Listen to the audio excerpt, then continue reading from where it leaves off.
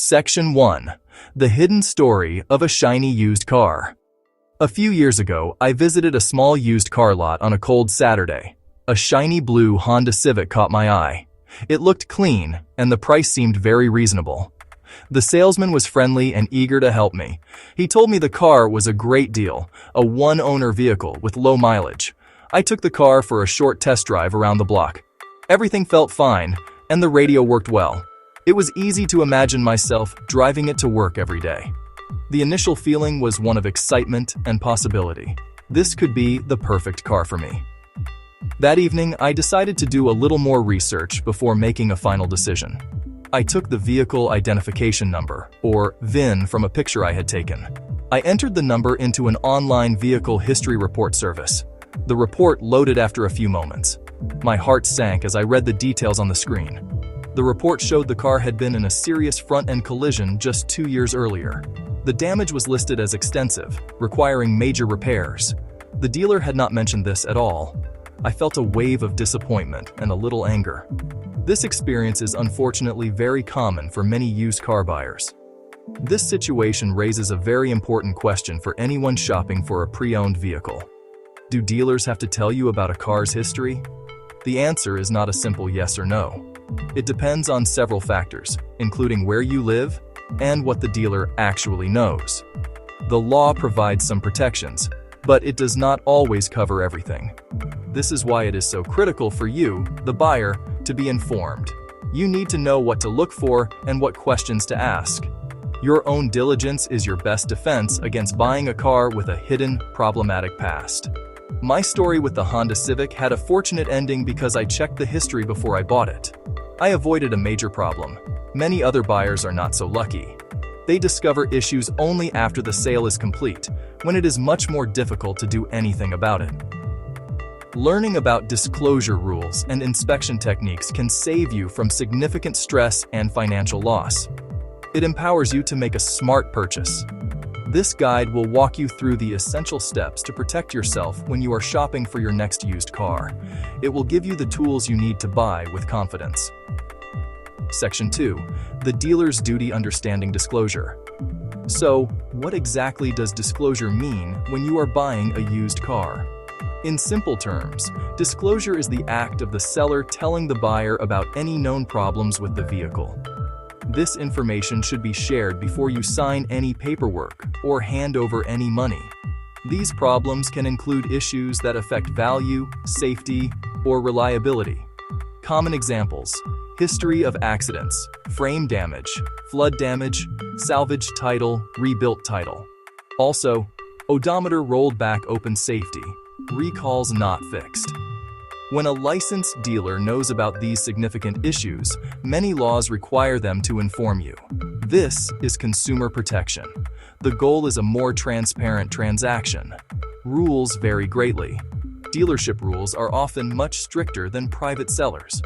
Private sellers might not be required to disclose, more onus on the buyer. Understand the difference. Always assume you need to do your own homework. The legal side can be complex. In the United States, the FTC has the used car rule. Dealers must display a buyer's guide sticker on every used car window. The guide must state if the car is sold as is or with a warranty. Section 3. Your investigation: how to uncover a car's past. The first and most important step is to get the car's VIN. The VIN is a unique 17-digit code that acts as the car's fingerprint. You can usually find it on the driver's side of the dashboard, visible through the windshield, or on a sticker inside the driver's door. Write it down or take a clear picture of it. Never trust a VIN that is handwritten by the seller. Always verify it on the car yourself. With this number, you can unlock a wealth of information about the vehicle's entire life. It is the key that starts your research process. Once you have the VIN, you should run a comprehensive vehicle history report. Services like Carfax and AutoCheck are the most well-known options. These reports can tell you a great deal about the car.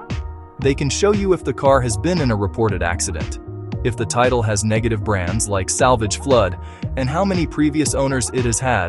The report might also show a history of service records and whether the odometer reading appears accurate. While these reports are not always perfect, They are an invaluable tool for spotting major red flags early on. Next, you should ask the dealer or seller for all available service records. A car with a thick file of maintenance paperwork is a very good sign. It suggests that the previous owner was diligent about upkeep, such as regular oil changes, tire rotations, and other scheduled maintenance. These records can show you what parts have been replaced and when. If a seller has no service records at all, it does not automatically mean the car is bad, but it does mean you have less information to go on. A well-maintained car is more likely to be a reliable car. Finally, you need to conduct your own thorough inspection, preferably in bright daylight. Start with the exterior. Look for signs of rust, mismatched paint colors between panels, or large, uneven gaps between the doors and fenders. Then, move to the interior. Check for a musty smell or damp carpets, as this can be a sign of flood damage. Look under the hood for any obvious fluid leaks, corrosion on the battery, or cracked hoses.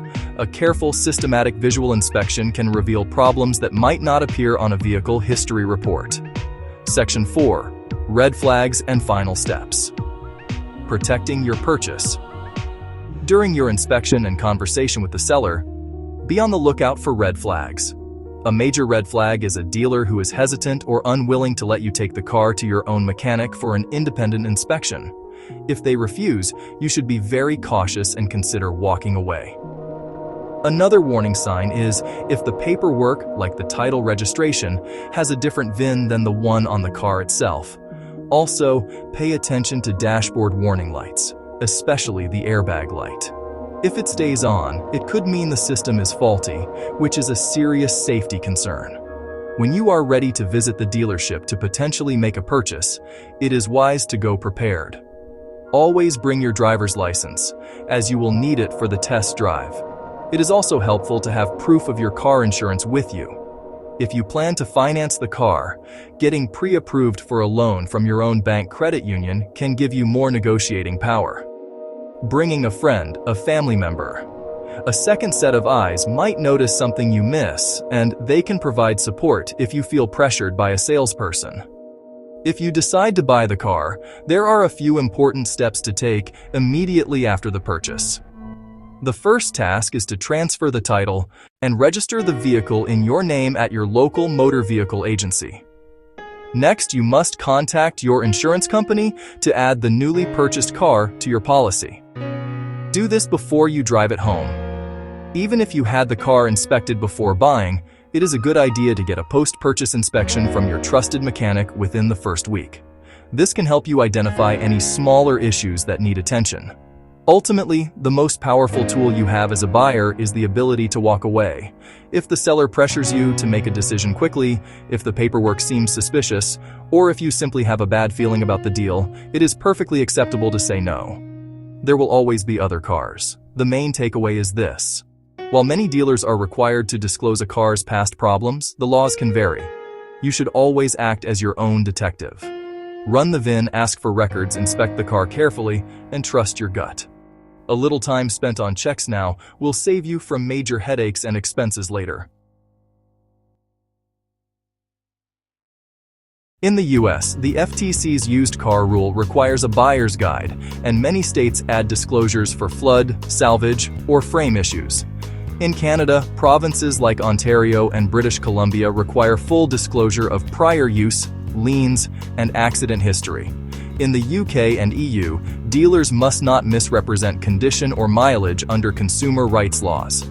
In Australia, check PPSR for liens and history. Laws vary by state. In parts of the Middle East, disclosure is less strict, so inspections and independent checks are essential. Remember, most protections focus on licensed dealers. Private sales put more responsibility on you. Know the rules, verify the history, and you will find the right car with confidence.